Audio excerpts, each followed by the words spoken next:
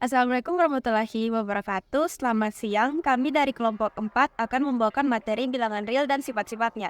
Namun sebelum kita masuk pada materi, izinkan kami memperkenalkan diri masing-masing. Saya Andi Novelia dengan nomor stambuk F1123049. Perkenalkan, nama saya Adinda Maratul Aziza dengan stambuk M111233039. Nama saya Arya Dharma Satria, tambuk F111231144. Perkenalkan, nama saya Arif Arya Mukhtar, NIM atau stambuk saya X111233071. Perkenalkan, nama saya Ahmad Yani dengan NIM F111230092. Perkenalkan, nama saya Singkat Terhimasa dengan stambuk F1112306. Perkenalkan, nama saya Dafat dan Taufik dengan NIM F111231006.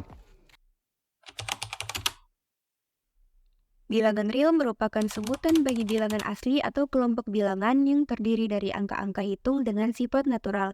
Contoh dari kelompok bilangan real ialah seluruh bilangan bulat positif yang dimulai dari angka 1, 2, 3, 4, dan seterusnya. Ada dua jenis bilangan real. Yang pertama, bilangan rasional. Bilangan rasional merupakan bilangan yang dapat dinyatakan dalam bentuk A per B, dengan A dan B ialah bilangan bulat serta B tidak sama dengan 0. Maka dari itu, contoh bilangan rasional dapat berupa 27, 0, minus 3, 5, dan sebagainya. Yang kedua, bilangan irasional.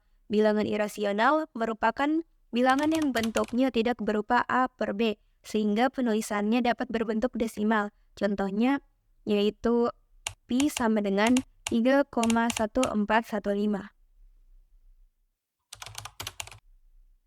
Sifat yang pertama yaitu sifat komutatif penjumlahan dan perkalian. Seperti namanya, yaitu komutatif, sifat ini bisa dioperasikan secara tertukar. Seperti contohnya, A tambah B sama dengan B tambah A, ataupun A kali B sama dengan B kali A.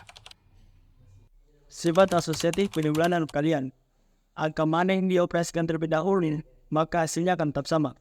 Sifat yang ketiga yaitu sifat mendistribusikan perkalian terhadap penjumlahan dan pengurangan.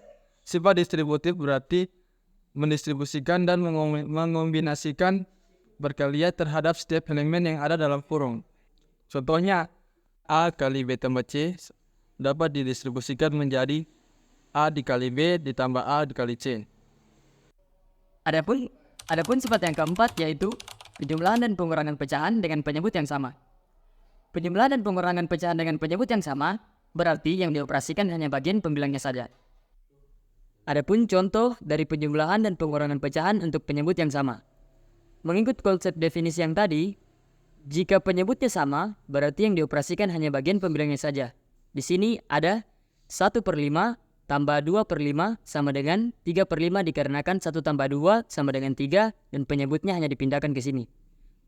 Dan di sini ada pengurangan pecahan untuk penyebut yang sama.